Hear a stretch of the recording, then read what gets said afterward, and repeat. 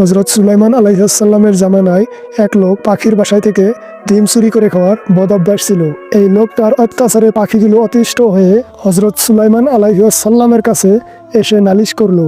সুলাইমান আলাইহিস সালাম একটা জিনকে বলল, যখনই ওই লোকটা গাছে উঠে পাখির ডিম পাড়তে যাবে তখন তুমি ওই লোকটিকে গাছ থেকে ধাক্কা দিয়ে ফেলে দিবে, যাতে করে সে আর জীবনেও পাখির ডিম চুরি করতে না পারে।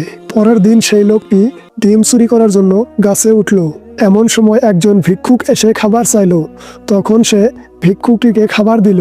তারপর গাছে উঠে পাখির ডিম চুরি করে খেলো, কিন্তু জিন তার কোনো ক্ষতি করতে পারলো না। সে জিন গিয়ে সুলাইমান আলাইহিস সালামকে বলল, পাখির ডিম চোরকে আমি আর কি ধাক্কা দিয়ে ফেলে দিব, উল্টো দুইজন ফেরেশতা এসে আমাকে ধাক্কা দিয়ে ফেলে দিয়েছে। সুলাইমান আলাইহিস সালাম বলল, কেন? জিন বলল, সে গাছে ওঠার আগে সে দান করেছিল, যে কারণে তার আসন্ন বিপদ কেটে গিয়েছিল। তার উপরে আল্লাহর রহমত নাজিল হয়েছে।